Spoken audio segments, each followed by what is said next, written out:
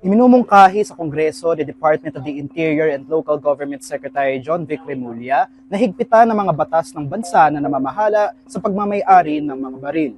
Ito ay matapos ang pamamaril ng isang estudyante sa kanyang kamag-aral sa Ateneo de Zamboanga University Junior High School gamit umano ang 2 baril na pagmamay-ari ng kanyang ama.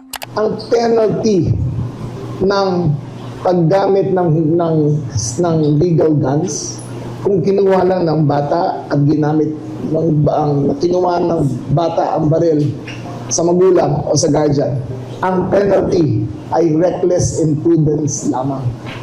Walang penalty ang may hawak ng baril, ang may-ari ng baril. Ang penalty sa bata na bumaril ay treated as a juvenile. Isn't the owner of the gun equally responsible? Ayon kay Bureau of Customs Commissioner Ariel Nepomuceno, naiwan umano ng ama ng hinihinalang shooter ang mga baril sa kanyang sasakyan na maaaring dahilan na nakuha ng kanyang anak ang mga ito. Ang sistema po sa Ateneo ay basta sa gate ka pumapasok ng pedestrian ay titignan yung bag mo. Yung bata po ay sumakay sa kotse ng kanyang ama at hinatid siya at hindi na po kinakapkap at hindi titignan basta sumakay sa kotse.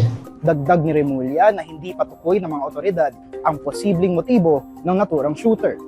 Anya, wala umanong report ng pambubuli sa grade 9 student at pag-aaralan pa ng mga investigador kung may kinalaman ito sa kanyang mga grado sa paaralan. Sabi rin ni Remulla, ayon sa ama ng estudyante, wala umano itong karanasan sa paggamit ng baril, ngunit titignan pa rin ng pulisya kung nakita kamakailan ng bata sa mga shooting range.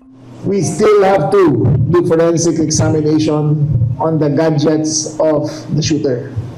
Hindi pa natin alam with certainty, but it is with great degree of confidence that he was influenced by the game of Roblox again, because of the manner of which we did it.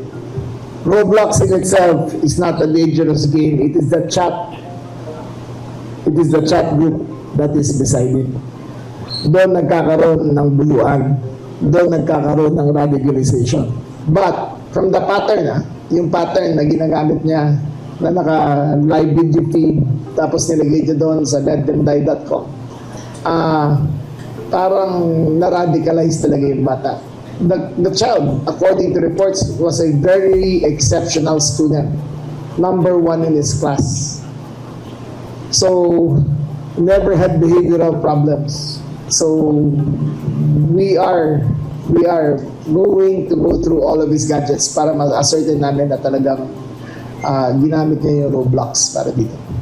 Dahilan nito para imungkahi rin ng DILG sa Kongreso na magpasa ng batas para ipagbawal ang first-person shooter games sa bansa. Sa ngayon, ayon kay Remulla, patuloy ang koordinasyon ng pambansang pulisya at ng Department of Education para sa seguridad ng mga mag-aaral. Dagdag ng kalihim na magkakaroon ng memorandum circular ang 2 kagawaran para magtayo ng mga estasyon ng mga barangay tanod sa loob ng mga paaralan. Yan na muna ang latest mula dito sa Campo Crame. Ako si Jason Sigales, nag-uulat para sa Inquirer.